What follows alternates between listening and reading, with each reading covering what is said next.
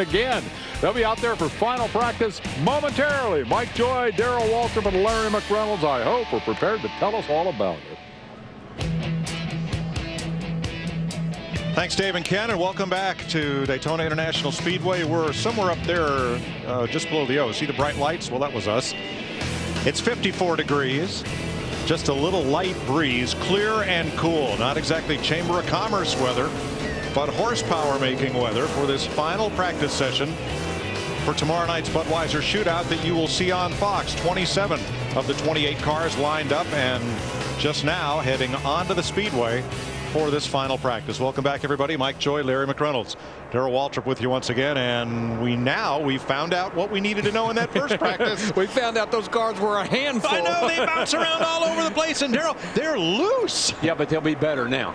Because, really? Yeah, even as cool as it is, even this joint, when the sun goes down, it picks up grip.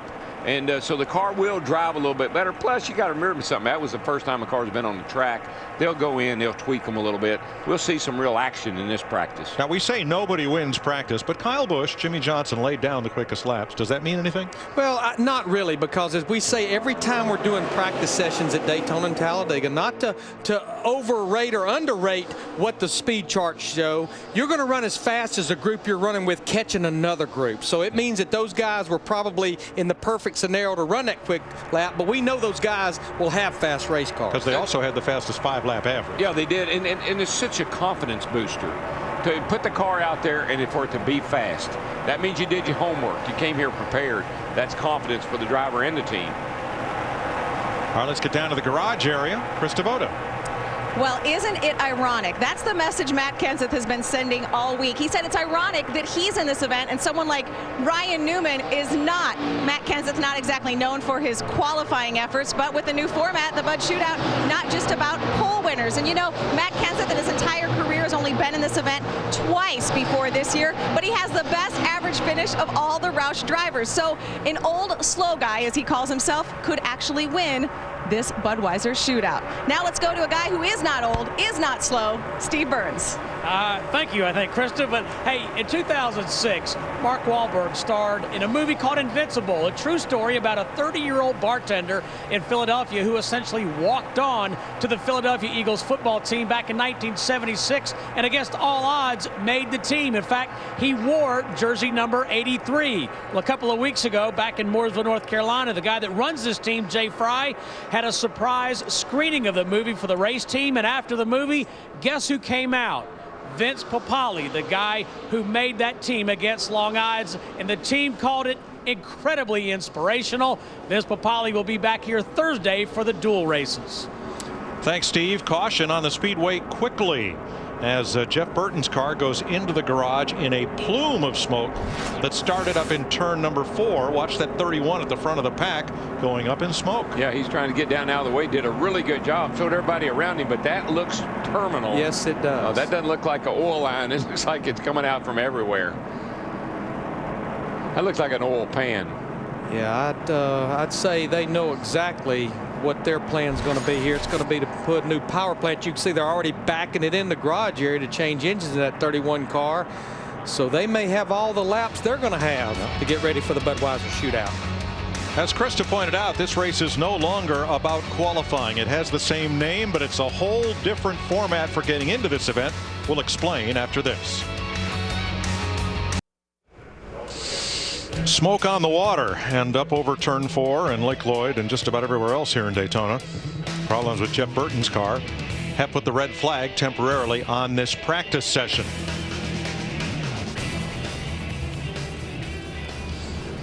We mentioned that it's the same name but a whole different game for the race that is known as the Budweiser Shootout. Again, we'll run it in 2 laps, but this time it's 75 total, 25 and 50 with a 10-minute break in between. Qualifying no longer has anything to do with who makes the race. It's the top 6 in owner points from each of the 4 participating manufacturers. And then a wild card position has been added for each manufacturer for the most recent champion driver or the next driver highest in points. That puts a whopping 28 drivers in this field. As Ken Squire said earlier, the original clash, Busch clash of '79, 7 drivers took the green flag for 20 laps.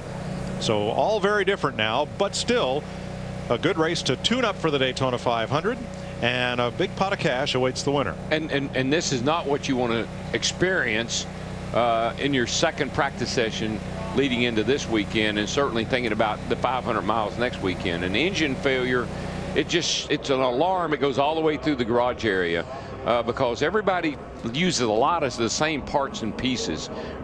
Push rods, pistons, valve train components, and all of a sudden the word starts going around, uh-oh, this happened, that happened. Well, that's the same part we're using. Wonder if we got a problem. Well, of course, these engines are built by the Earnhardt Childress Racing Engines Group. There's Ron Liddell, one of the engine guys right there. Richie Gilmore, you can see them putting their heads together. And I know they're going to have, I think it's 8 or 9 engines in Daytona 500 cars coming out of that engine shop. And this discussion right now, is this engine the one that's got those new pistons in it, or is this one of the old engines that's got the old parts and pieces? I mean, they're discussing what kind of inventory that engine had in it. Now, is it significant that Kevin Harvick and Casey Mears, now 2 other Richard Childress cars, just pulled out of the practice line and back to the garage? Not at all, because I guarantee you what these boys have put their heads together, and I would have bet Richard Childress is right there with them, is they want to find out exactly what they anticipate happen to that 31 engine. They want to make sure it's not a common denominator or a common thread that will be in that 07 or that 29. One of the things that you do, and particularly if you're going to make a short run and for qualifying as well, you will drop the oil pressure down in the engine. It'll make a little more horsepower because there's not as much oil circulating through the engine. They may have dropped the oil pressure in this engine, and all their engines may be way too low, and they want to come back in and check that and maybe turn it up a little bit. Cleanup continues up in turn number 4 as the Jets land at Daytona Airport behind us.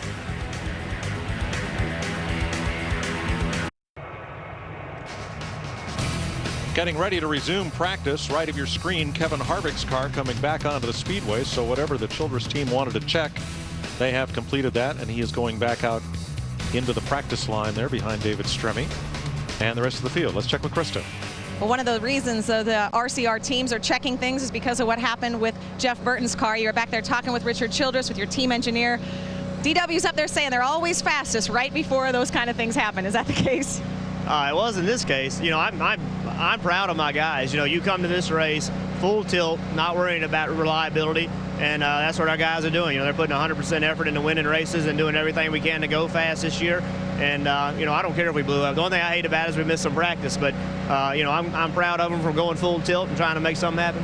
All right, you heard it, going full tilt. So they'll be back out there, and looks like he's going to go for it all. Now, the rules for this race are the same. Because of having to change the engine, they will have to go to the rear of the field, but they were starting all the way back in 23rd as it was. Here's something new, I think. I mean, here's the Ford Fusion of Bobby Labonte, one of the Yates racing cars. And look down here below the bumper where we see a couple of these little decals. They are decals, and it looks like they are made to simulate the fog lights and the lower grille area on the real Ford Fusion. I don't recall seeing those before, do you? I don't either, and I think we saw them on a Toyota too. Yeah, I think about every make has something like that. So a little more brand identity. Yeah, it probably is, and I'm assuming they're not functional for any reason. It's just like the headlight and the grill decals. It's got to be, because I was thinking maybe they had allowed them to use those for some purpose, but they don't look functional. No, it looks like just a little more brand identity. There's the front end of the Dodge Charger. Don't see them on on the Charger. No, definitely the Camrys, and my gosh. Yeah. There's a moon out tonight. What a shot. Wow. Full moon. No decals. Probably the only thing here that's not sponsored.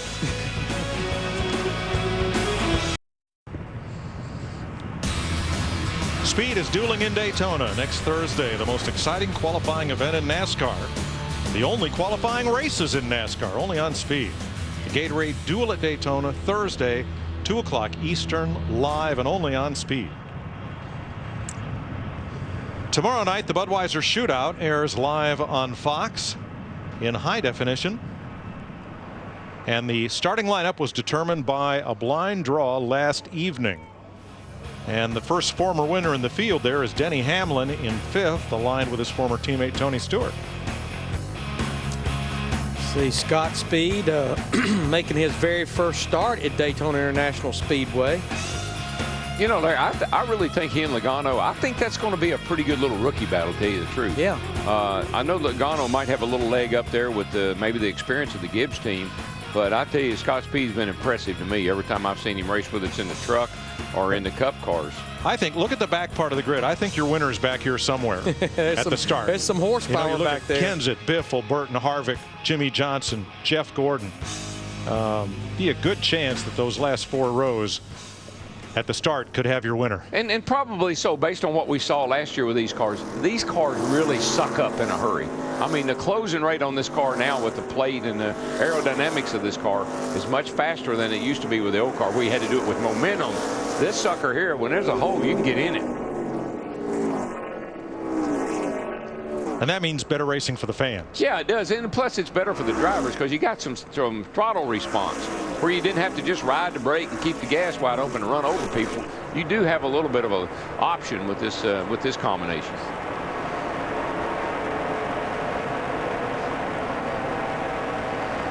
Have a look at Kurt Busch. We've been talking about the new nose that was approved for the Dodge teams, and here's going to be one of them coming right at you. This is the new Dodge Charger nose. And it looks like the bumper area looks a little fatter, and the grill area looks like it might be a little more laid back and a little less pronounced than on the former nose approved by NASCAR for competition. When you look at that, the bumper area where the Charger decal is, that looks like it's been made. It's a little bigger, which has allowed them, maybe, I can't tell for sure without looking at it closer, has allowed them to lay the headlights back just a little bit more, maybe even the grill. So it's got a little more sloopy top and a fatter bottom. Now his teammate David Stremme also running the new nose on the 12. Now, to my understanding, that is the only bodywork change in Sprint Cup racing for 2009 is the new nose for the Dodges. Yeah, you know, they needed a little bit of help, I guess, in different areas, and they're working on a new engine. Maybe if they get a little bit better aero package with the car and then they get their new engine, they can win some races. Interesting situation about Robby Gordon in the 7 car. Mike, you talked about how the format, how you got into this Budweiser shootout, and basically, you know, the top 6 from each manufacturer, how they were in owner points. But to qualify, you had to make sure you were in the same make for this race that you were in 2008. Robby Gordon has made the swap to Toyota, but he has to run a Dodge in this race. So he's got a Dodge in this race. He'll be trying to qualify a Toyota for the Daytona 500. Steve has more. Yeah, Mike, and when we talked to Robby Gordon last night during the draw show, and he said the best thing about Saturday night's race is I don't have to bring the car home. Yeah, this would not even be his backup car. I think that's his creed every week. Darryl. I don't know what to bring his thing home. All right, we all thought it. You said it. That's okay. I love the guy. He's fun to watch. He sure is. Jeff Gordon and Carl Edwards were doing a little bump drafting down the front side. NASCAR says bump drafting's okay, just don't do it in the corners. One thing you notice, if you watch the cars from the first practice, if you happen to be with us, look how much smoother these cars are riding now. That first practice, they were hopping around, bouncing around, jumping around, and I'm telling you, the cars have got a lot better look to them in this practice. Guys have been able to adjust on them, get them look at where they ride a little better.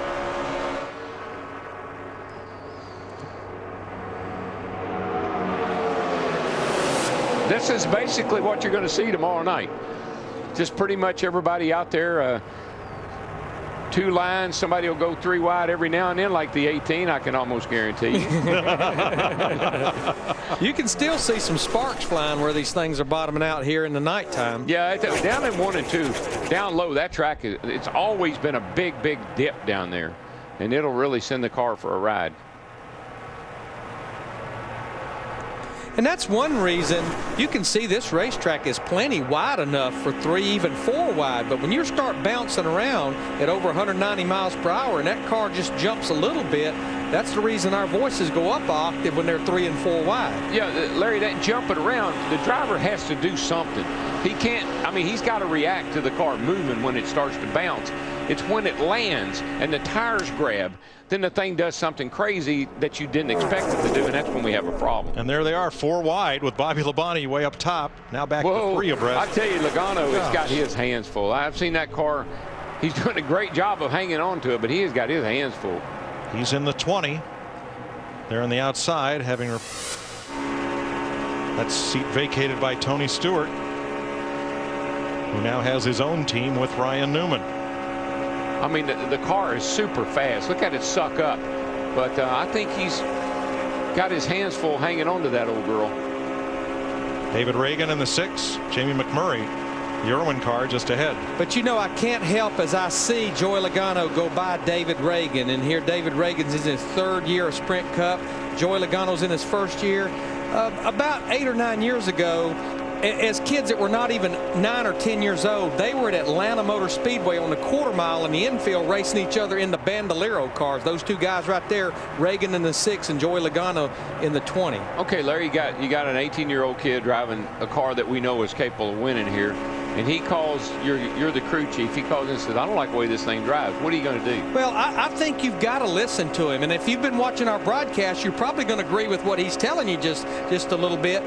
You can see that he's definitely having to fight that race car. You can't hang on to it. I mean, it's going to be a hard day's night for him to hang on to that thing with it driving that way. Now looking back from Bobby Labonte. Oh, you hear it, yeah, a little, had to get out of the throttle. The car in front of him, he had to get out of the throttle, stacking up. But I think that, Darrell, that could be one of the biggest challenges that Greg Zimpadelli has, is he knows what worked for 10 years with Tony Stewart. And in his mind, he's human. And in his mind, okay, is Joey Logano giving me the right information, or do I need to just try to get him to learn what we're doing here? That's going to be a tightrope to walk. Well, it really is, and that was my point. I mean, you got a kid that has, this is his first time he raced at Daytona in a Cup car. So you got a kid out there in a car that you've got set up the way you know it ought to be, and he doesn't like it. Yeah. And one thing I'm not sure I like, Darrell, as we look out the back of Logano's car, is he is using a double handful of steering wheel. He's using a ton of steering input. And I remember a conversation we had last year with a veteran driver talking about his new teammate, saying we're trying to get him to not use so much wheel. Relax, and not turn the wheel so much, take it a little easier in the corner, and not abuse those tires. They tried different steering boxes, different things. Now watch Joey's hands in the corner. Yeah, I mean, that's he keeps a lot of chop at the wheel. And, you know, who am I to say that's bad? I'm not saying that. Right. I'm just saying that he looks really busy in there. Look at his hands. You can see him through the windshield, and you look over, if you can see Jeff Gordon, you don't see him doing that. So that's something they got to get worked out. They got to get it. They got to get the car where it drives a little smoother. And you can tell how he's leaning. See how he's leaning forward and how he's just, I mean, he's really intense. Well, let's compare with a veteran. Here's Jimmie Johnson.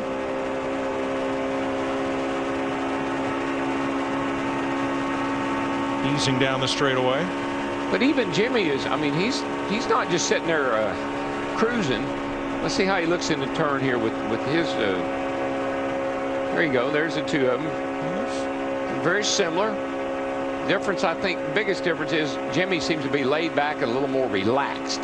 Yeah, and not nearly as much steering input exactly as Logano. So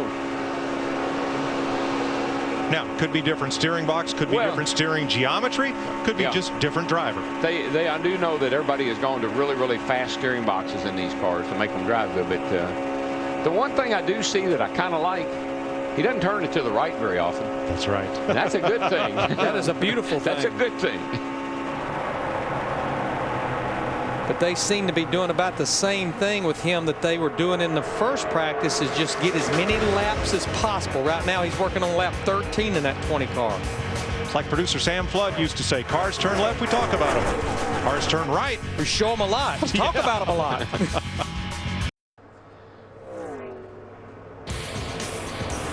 Bull Run is coming to Speed. Our buddy Bill Goldberg takes 12 teams on the ultimate high-stakes road trip. They might make it through the desert in one piece, but they'll need to make it through his challenges to collect 200 grand in cash and prizes. Bull Run with Bill Goldberg premieres February 19th, only on Speed. We got to running with the Bulls here. And it's not Pamplona, it's Daytona. Ah, yes. First, watch the 20.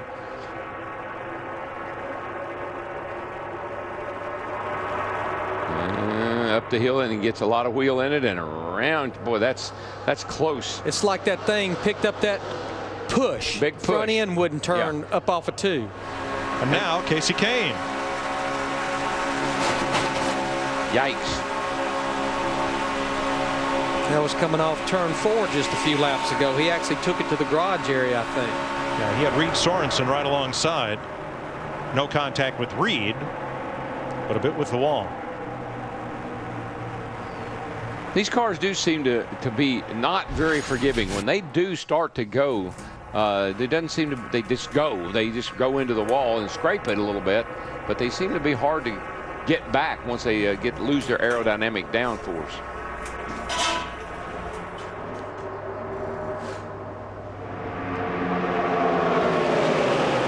A lot of faces in new places, like Reed Sorensen in the 43.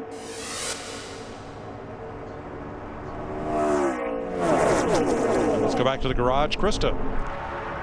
Well, not a new face or a new place. Kyle Busch, he was leading the pack. You saw him slide to the back. That was Kyle's call. He said while he was leading the pack, it was tighter. He did not like the car. In fact, his exact quote, "It's tighter with this package. I don't like it." Steve Addington said, "You're driving away from him. Go ahead and slide back and see what you can do." Steve? Well, Krista, just listening to Kurt Busch in the 2 car, he told crew chief Pat Tryson that his car was pretty good. They've run about 15 laps. They're going to head to the garage soon. What Kurt is doing now is running with different cars in different places on the track.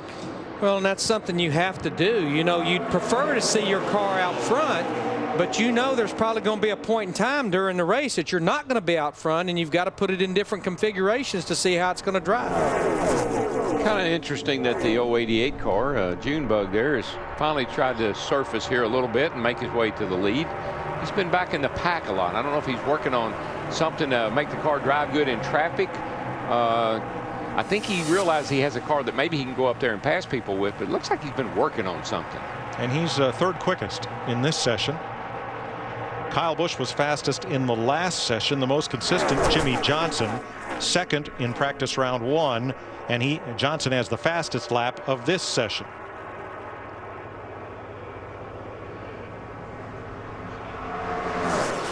Steve Burns is down by Casey Kane's car.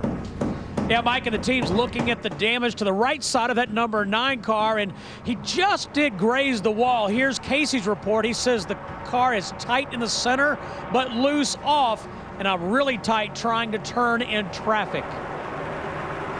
And that's exactly what happened. That car just picked that push up off of turn 2, and then you run out of racetrack over there. And you can let off the gas and it'll still hit the wall. They just pick up that push. It's almost like I've told the guys before, it's like my front wheels are off the ground. And that's the tendency you fight here. That's the tough thing about it, Larry. You know this. You try to set the car up so loose in those first 8 or 10 laps, depending on those new tires, to give you some security, so that when it starts to balance out, that you're not pushing the front tires off of it. Tony Stewart up pushing Brian Vickers at the head of the pack. Stewart's new number this year, 14. You know, Steve Burns talked about Brian Vickers in the 83 car at the top of the show, and a lot of people have been asking me during the offseason is who's going to be the next team to really jump out there and make some noise. And you know, the 3rd year of this Red Bull team, Brian Vickers, he has Ryan Pemberton over there with him now. I believe this possibly could be a breakout year for Red Bull Racing, especially Brian Vickers. I think the other one on the radar is David Reagan in that 6 car, who almost made the chase this past season. But I tell you, this little Brian Vickers, 3rd year with this group, they could make a little noise. Think about him, I think about Charlotte. It seems like a Lowe's Motor Speedway. That's a race that he really broke out in 2 years ago. Yep. It's also a race that he broke a wheel in this last year, where I thought he had the car to beat. Yeah. just had a tough time closing the deal. Yep. Jimmie Johnson fastest, then A.J. Allmendinger, Dale Earnhardt Jr., and Casey Kane.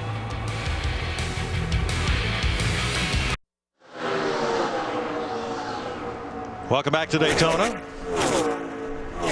Final practice for the Budweiser Shootout. Jimmie Johnson, A.J. Allmendinger quickest. Matt Kenseth, well, 23rd on the board out of the 28 cars that will start this race tomorrow night on Fox. You know, hard to believe Matt has only had 2 starts in the Budweiser Shootout, but he's never been known to be a pole sitter. And of course, this format this year, the way you get in, got Matt right in there. Wasn't he the one that said it's funny he's in it and Ryan Newman isn't? Right. Newman had that stretch of winning a pole once in every 4 qualifying attempts. Yeah, he was on it there for a while. And I mean, it wasn't just winning the poles. Most time it's track records. Yeah, right. Week in and week out.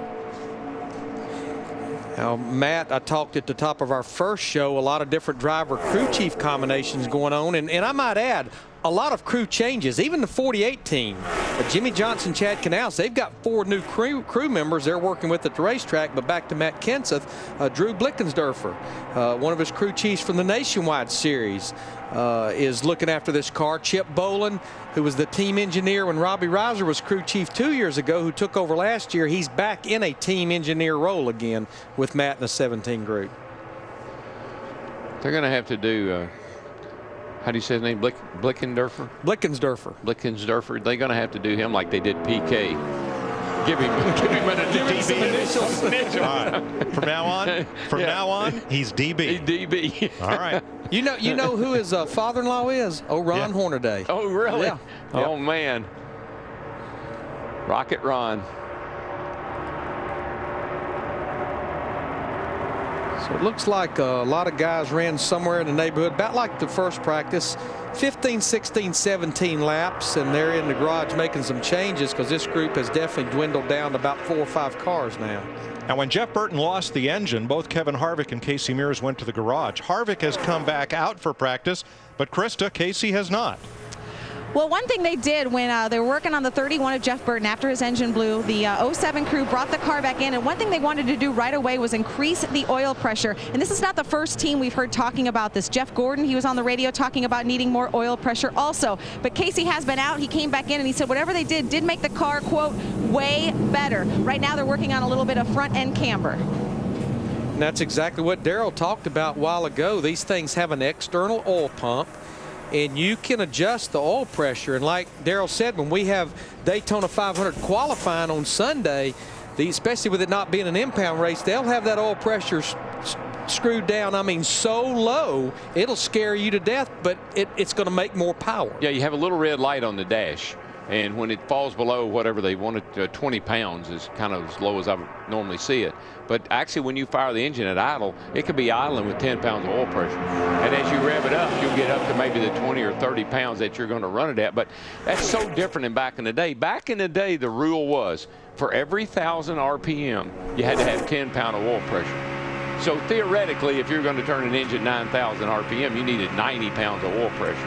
Now that's come down through the years because of better materials and better oil and everything else. But that was the rule back in the day. In the bottom line, when you have too little bit of oil pressure, I mean, you're going to lose the bearings and things in the engine, which is very well what happened to the 31 car. Let's check with Steve. Well, Mike, we're down here in the 2 pits. Kurt Busch has brought his car in. He said at the end of the run, it got just a little bit loose in, especially in turn 3. They're going to make a left front spring change. New car chief on this car. Guy's been around a long time. Jeffrey Thousand worked with Rusty Wallace for a long time. Well, and that's one of the things that these teams all do something different. Some of these teams coil bind the right front. Some of these teams let the right front have a little movement in it, and they coil bind the left front.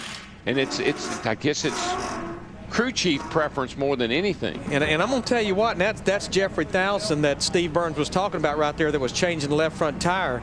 Obviously, when you coil bind either one, which means you just let the spring travel, it becomes a solid piece, and you're just sitting there riding on it. Yeah, bump stop really. When you coil bind the left front, the car is a little more forgiving. But when you coil bind the right front, you are sitting on top of a razor's edge. There's not a lot of adjustment in that race car. Right. Well, let's try to get a little more on the Childress engine situation. Here's Krista. Well, we saw after the incident with Jeff Burton and their engine, we saw Richard Childress move his way down from the 31 to the 07 down to the 29 and Kevin Harvick. How is your car? Any issue with you guys after what happened with your teammate? I tell you, our Shell Pennzoil Chevrolet is really, really fast. The car is handling really good. It has good speed. Hopefully it was just something fluke on the 31. I know they're trying some stuff, and this is the place to try it, and I commend our engine shop for everything that they've done on these super speedways. They've done a great job. A year ago, we couldn't get out of our own way, and now we're contenders. So it's fun when you can make those gains, but just want to thank everybody for a lot of hard work on the engines and cars, and just they're a lot of fun to drive right now. Kevin said his car right now is very good, so for now, he is done. You see the 07 covered up. That is not their Budweiser Shootout car. This is. Casey Mears back on track. What he's trying to do is get up to speed because we've got a pack of about 8 or 9 cars in the middle of 1 and 2. He's coming off turn 2. So I'm assuming he's going to try to get with that pack of cars right there. This one, the spotters is kind of in your ear telling you, coming off turn 2, pick it up, and you try to blend in, just like you'd getting on the interstate. You try to blend yourself right in there, not cause any problem.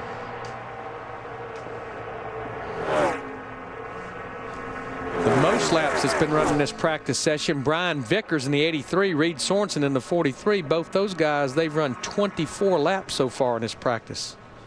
Don't you think, Larry, don't you think most of these guys are running about 25 laps because that's the first segment, and so you kind of get a feel for where you are in that, and you know it's going to get worse in the next 25. So. Well, it's the first segment, and it puts you halfway through that second segment. Exactly.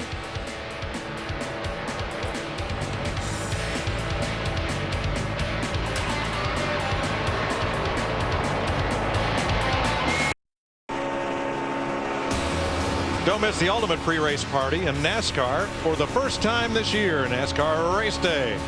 Live from Daytona before the Budweiser Shootout. John, Jimmy, Kenny, and Wendy gets you ready for the first on-track action of 2009. Big crash up in turn 2. There's Paul Menard and Scott Speed.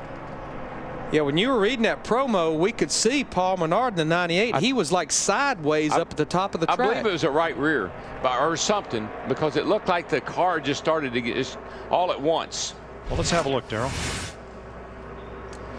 It's right here going into turn 1, and about right along in here it just starts. I believe it was the right rear tire. It appeared to be. Scott Speed just couldn't stay off him.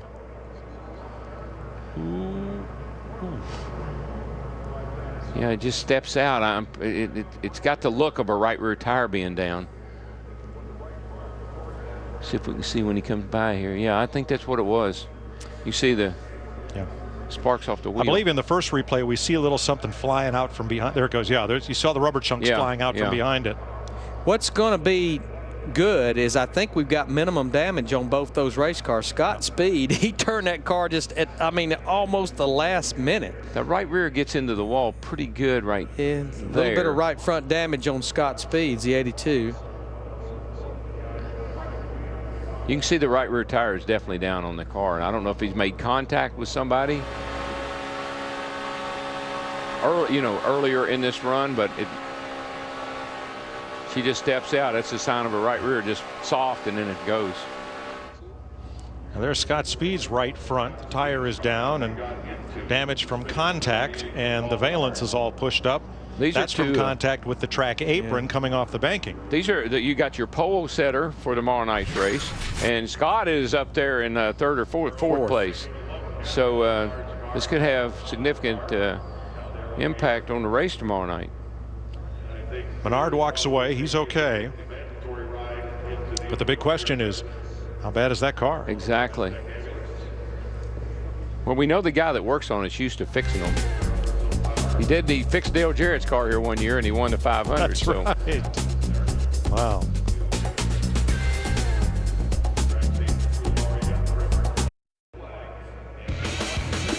Jimmie Johnson has the fastest lap of this session, the best 5 consecutive laps, and the best 10 consecutive laps. Now he starts deep in the field tomorrow night, but he's got a fast car. When I was looking at that 98, I was thinking about Todd Parrott. And right. Todd had fixed Dale Jarrett's car here, but Larry Carter is capable of getting his hands around that baby. Oh, yeah. I'd say they'll evaluate it very closely before they would give up that front row start. Let's go down to the Red Bull garage. Steve. Thank you, Mike. And Larry Mack was talking about this 83 team and Brian Vickers. And you guys look pretty happy. We heard you say on the radio the car is very comfortable. Yeah, you know, so far it's been good. We're actually just going to, you know, call it quits on the rest of this practice. The car's in one piece, and that's the best way to end the practice. But really proud of the guys. You know, a lot of new guys on the team. They've done a great job.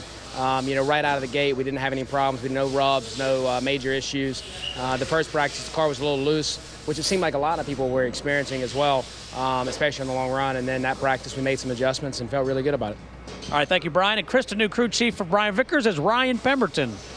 Well, Steve, a torn-up race car down here for Scott Speed in the 82. Scott Speed trying to get all the experience he can here on the Super Speedway at Daytona. So we were joking, at least it happened at the end of practice. You got some laps, but now you got to go out there and race. Yeah, we're with a brand new car. I mean, I guess they're going to be able to just take the front clip and replace it, and we'll be all right. But no, it's definitely good we got most of practice in, and it's good we got my first wreck under my belt here at Daytona, and it came out and I was all okay, so that's a good thing. What did you see? Did you see anything come off of Menard's car? What was your view out there? The guy in front of me started spinning out and slowing down, and I didn't know where to go, so I started doing the same. I mean, I couldn't really see much, honestly. Well, you're trying to get as much experience as you can. Does this shake your confidence at all? You seem like a pretty confident guy. Are you shaking at all? No, we're all right. I mean, for sure, it's going to be a very interesting race tomorrow, regardless if I got 10 more laps or not. It'll be a big learning experience. I'm looking forward to it. All right, that's Scott Speed, new driver for the number 82 Red Bull Toyota. Boy, that's a new kind of ball cap in NASCAR. You know Haven't what? seen one of those in a while. You know what I like? The guy in front of me, he doesn't even know who the guy is. Doesn't matter. The guy in front of me. Now, what's interesting here, Darrell, is I think what they're trying to do with that right rear tire tore up is they don't want to drag that thing back around all the way from turn 2 with the wrecker, so they're trying to put it on this rollback. So I don't know. It doesn't look good. I'm telling you that. No. I don't know what they're trying to do, but I don't have a good feeling about I don't it. either. No, I want to stand up for these fellas, these Miller Towing guys. They rehearse these things. I mean, they practice, you know, during the off season, and this is a very dedicated group of. These aren't the guys on Wrecked on Speed. Okay, these aren't the tow guys from Chicago. Well, I'm feeling better now then. No, this is a very dedicated group of professionals that, you know, what they do for a living is they haul these race cars, and they do it at quite a variety of most of the ISC tracks, at least in the eastern United States. And so that I'd say that car's in good hands. Yeah, no, and Larry, the right side's not too bad. But again, Mike, to back up what you're saying, they're trying to keep from destroying that race car, putting it on the rollback, and they don't want to drag it around because the right rear tire is destroyed. Right. See how they're positioning the rollback under it so they don't have to move the car further? Yeah. I mean, I remember a crew chief got in a big argument with a record driver at Talladega who didn't know what he would, you know, quite what he was doing to the satisfaction of the team when he brought their car back. And I'm glad we're a long way from those days. You and me both.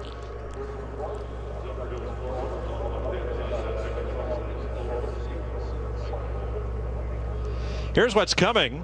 All Eastern times on Speed. Tomorrow, Sprint Cup practice, 10:30 a.m. and 1:30 p.m.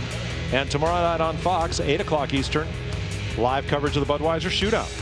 Sunday at 1 p.m. Who will sit on the front row for the Daytona 500? You'll find out on Fox.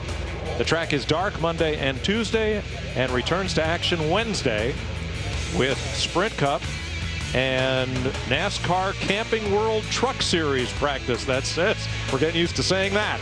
So a lot of practice Wednesday from 11 a.m. to 3 p.m. Eastern time here on Speed. Yeah, the good thing about our qualifying session on Sunday, you know, when you think about most of our restrictor plate races in the Sprint Cup Series, they're the impound procedure where the top 35 guys really can't unleash them because they're qualifying their race setup.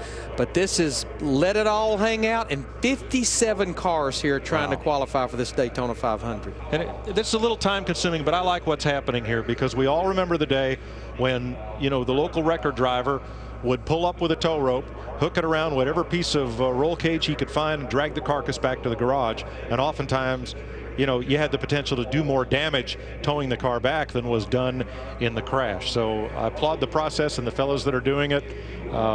They're doing a great job. This is definitely progress. Absolutely. It may not be exciting to watch, but it's progress, folks. We'll have more from Daytona right after this. Cars back on track. This practice session extended several minutes by NASCAR to make up for the red flag time. So we will stay with it and offer you a little bit of bonus coverage of final practice for tomorrow night's Budweiser Shootout on Fox. Well, I tell you one thing I'm seeing. 2 cars hooked up on the outside can pass a whole lot of cars. Just saw Denny Hamlin and Tony actually. Man, they hooked up and they went sailing by the cars down on the inside. And you know, Darrell, we saw that last year, especially at Talladega, it seemed like. Yeah, it's just a big bunch of speed up high with 2 cars hooked up. And that was so contrary to what we'd seen in the past, where the short way around was the fast way around. Tell you one thing, Joey Logano has gotten himself some really, really quality practice time. Because now you see him out front here, which he hadn't been all night. They've had him kind of back in the pack, working traffic, and now they've got him up here where maybe he'll be a little more comfortable. No, I'd say, oh boy, no, he's not comfortable at all. That didn't look comfortable. That car is just not right for him. No, it's not. Let's show you a different angle of that up in turns 3 and 4. This car just doesn't seem to be happy when somebody gets stuck right up under it like this. See him just pushes it right. It just takes off. Wop, wop, wop, wop. Yeah, because Junior never actually touched him, but he just put it right there that takes air off the back part of that race car.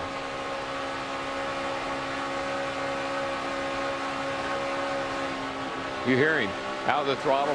I think what they're going to have to do maybe is Zippy's going to have to realize I'm going to have to give up some speed for some comfort. Ooh, contact with Kyle Busch there on the right rear.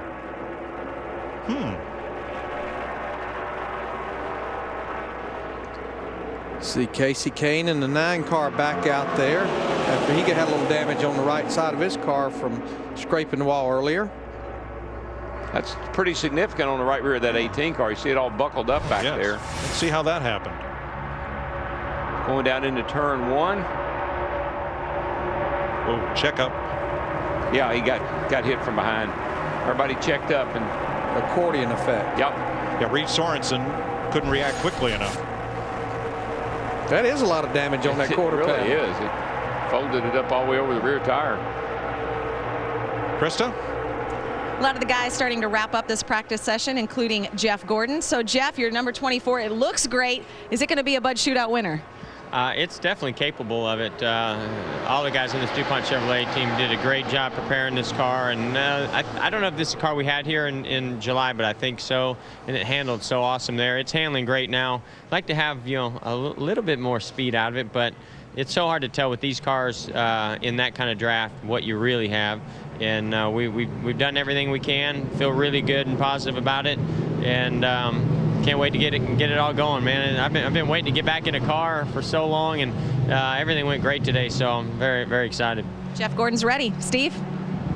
Krista, back here on the other side of the garage, Paul Menard is taking a look at his number 98 car, and just saw you debriefing with Larry Carter, some of the Goodyear folks. What was your position on what happened, Paul? Caught me by surprise. I don't know if we ran over something or if the tire just let loose, but going into one, it felt a little like the tire was going down and then just snapped sideways. So we'll look at it here. All right, good luck. Now there's a dejected young man. He was set to start on the front row of tomorrow night's Budweiser Shootout, and still will if that car can be repaired. But if they have to go to a backup car, he has to go to the back. Well, certainly not wanting to borrow any trouble, but just think about the Talladega practice at Talladega last fall, having a couple of right rear issues down there where tires just lost their air all at once. Yeah, because Paul, if indeed this was a fresh set of tires when this practice started, he had run 23 laps, so really right at a half of a fuel run. And just like Jeff Burton's engine, it only takes one tire failure, it only takes one engine failure to set off a great big red flag.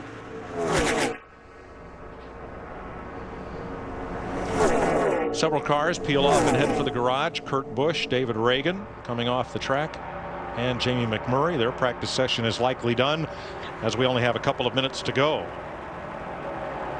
Joey Logano is getting baptism by fire from his Sprint Cup compadres here. I can't even watch. It's got to the point where I can't even watch. Let's call this rookie orientation. Bam. David Stremme, the 12 car. Got parts flying everywhere. But the good thing, David did that mainly on the straightaway. By the time they got to turn 3, he backed off of it. You know, I read somewhere Joey Logano said, well, Joe Gibbs and JD and them wouldn't have put me in this car if they didn't think I was ready. I bet he's going to go home tonight. And he said, Dad, you think they know what they're doing? It's been a tough day, buddy. Yep, he'll be fine. Oh, he will be. We're just messing with him a little.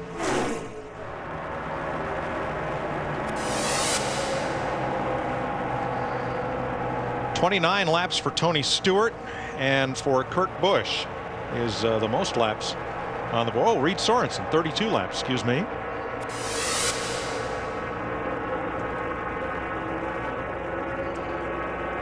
Now, David Stremme, interesting story here. The car is labeled Penske and is entered by Penske Championship Racing, the new name for what was Penske Racing South.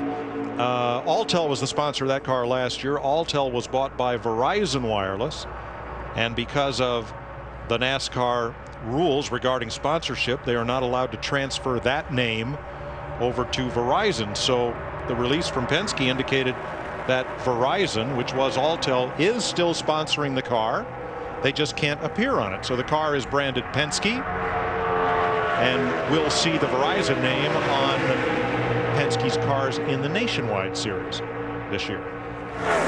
But just to show you, we were talking about the big packs of cars that were out there in the early going when everybody was running those high 46s and low 47s. These 3 cars that we're watching right here, and the 3 cars that we were watching a while ago, they're already up in the low 48s. Even though 2 cars can hook up and they can go, those big packs, when they line up, that's where the speed really goes up there. Back to the garage and Krista. Well, Mike, what's going on with our defending winner of this event? I'm sure some of the folks watching our broadcast right now would like to know what's happening with Dale Earnhardt Jr. He said his car is better on this run, but it's pretty bad, especially behind people. Extremely aero-tight. Dale Earnhardt Jr., one of the few cars still out there milking every last second of this practice session. And Daryl, you know, when we first started racing this car at the restrictor plate racetracks, first time was Talladega back in the fall of '07. Even here a year ago, we didn't hear that much about that. But it's almost like the more they've worked on getting these cars down, the more we're starting to hear that. Yeah. Somebody, I don't know what that was. When you were telling me that, it looked like a windshield tear off, I think. Yeah. But man, I never saw one explode like that. Oh.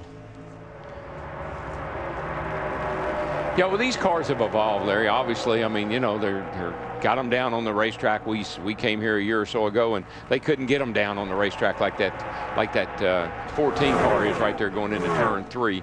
So they've learned how to get the car down and still make it drive good, and they've gotten a lot more speed out of the car. And look who's together. Our 2 favorite drafting partners at Daytona. Tony Stewart, Dale Earnhardt Jr., they just always seem to find each other, don't they? They do, and they work well together. You know, it doesn't matter. And that's, I guess that's, I know they're both in Chevrolets, and that's a beautiful thing, but I guess it goes back to what I was saying earlier. I know this race is about the manufacturers.